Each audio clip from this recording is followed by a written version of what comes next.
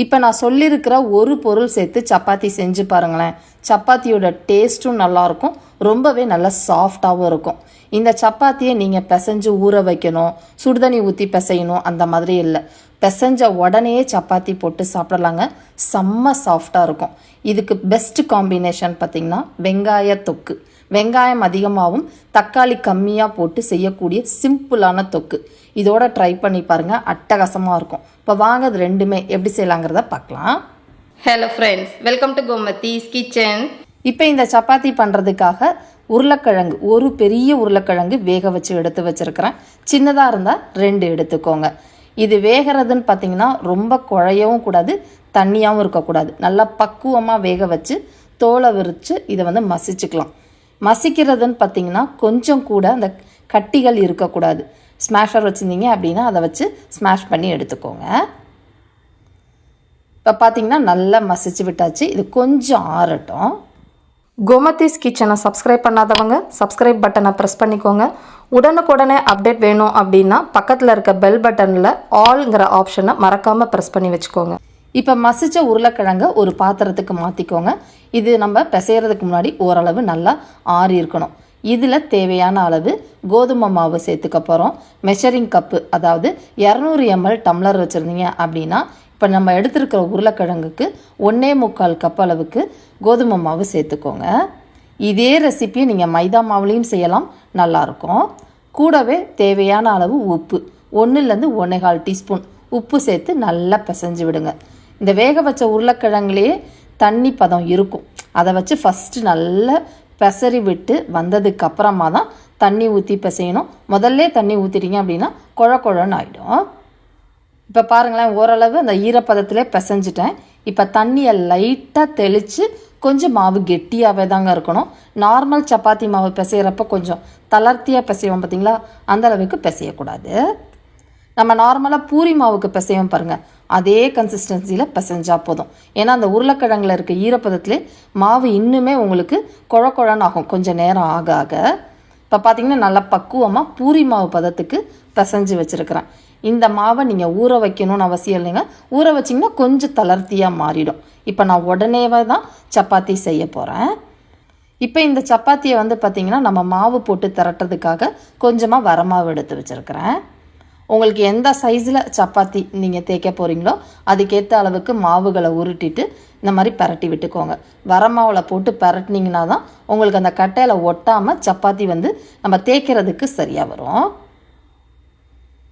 பொதுவாக பார்த்திங்கன்னா நம்ம சப்பாத்தி தேய்க்கிறப்ப நல்லா மெல்லிஸாக தேய்ப்போம் இல்லையா, ஆனால் இந்த சப்பாத்தியை பொறுத்த வரைக்கும் லைட்டாக ஒரு திக்னஸ் இருக்கும், அப்போ தான் நல்லாயிருக்கும். இப்போ பாருங்களேன், நல்லா தேய்ச்சிட்டேன். உங்களுக்கு பக்கத்தில் காட்டுறேன் எந்த திக்னஸில் போட்டிருக்கேன் அப்படின்ட்டு.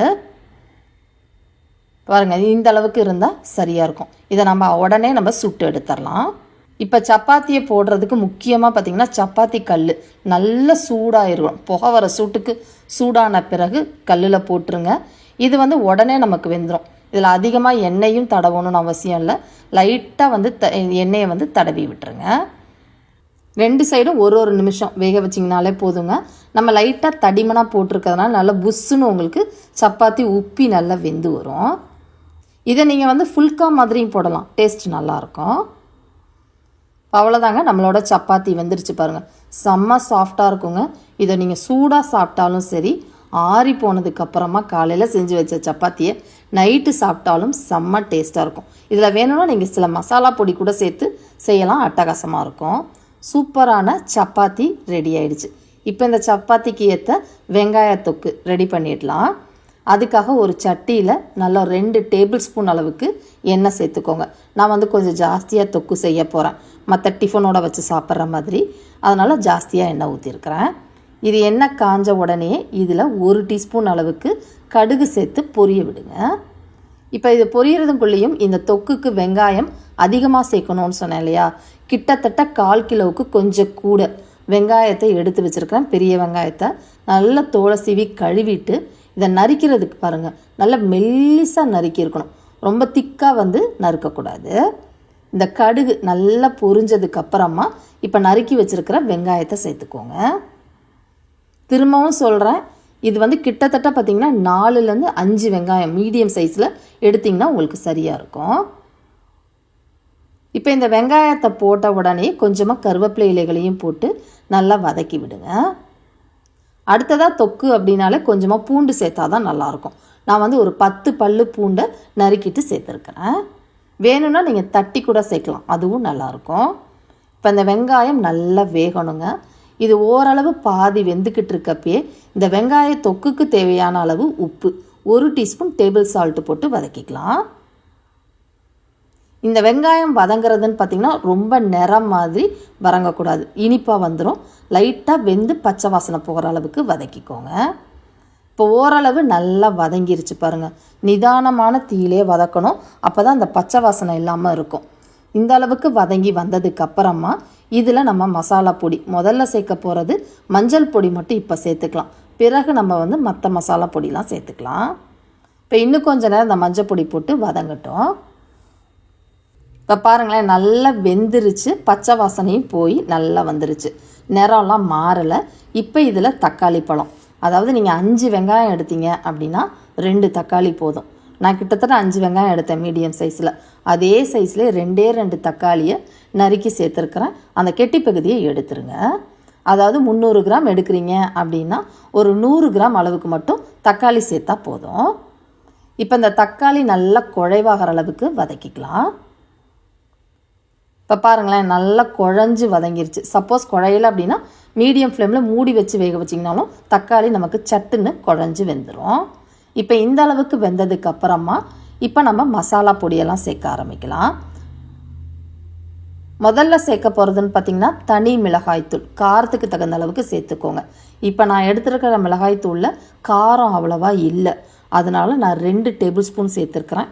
உங்கள் மிளகாய்த்தூள் காரமாக இருந்துச்சு அப்படின்னா 1.5லேருந்து 2 டீஸ்பூன் போட்டால் உங்களுக்கு போதும். ஸோ காரத்துக்கு தகுந்த மாதிரி சேர்த்துக்கோங்க. அடுத்ததாக 1 டீஸ்பூன் அளவுக்கு கரம் மசாலா பொடி சேர்த்துருக்குறேன். இதில் மற்ற எந்த மசாலாவும் சேர்க்க வேண்டாங்க. மஞ்சத்தூள், மிளகாய்த்தூள், கரம் மசாலா மட்டும் போதும். மல்லித்தூள்லாம் சேர்க்க வேண்டாம்.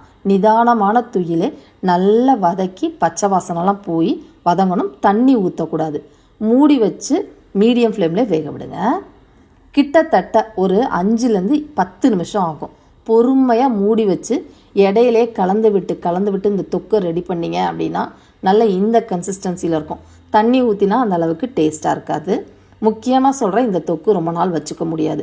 வெங்காயம் ஜாஸ்தி போட்டிருக்கிறதுனால ஃப்ரிட்ஜில் வச்சுக்கிட்டிங்கன்னா ஒரு 2-3 நாள் சாப்பிடலாம், நல்லாயிருக்கும். இந்த சப்பாத்தியோடு சாப்பிட்றதுக்கு அட்டகாசமாக இருக்கும். கட்டாயமாக ட்ரை பண்ணி பாருங்கள். கடைசியாக பொடியாக நறுக்கின கொத்தமல்லி மட்டும் சேர்த்தா போதும். கருவேப்பிலை ஆல்ரெடி போட்டுட்டோம். இந்த சப்பாத்தியோடையும் சாப்பிட்லாம், மற்ற டிஃபன் வகைகளோடையும் அட்டகாசமாக இருக்குங்க. நல்ல ஒரு சூப்பரான வெங்காய தொக்கு ரெடி ஆயிடுச்சு.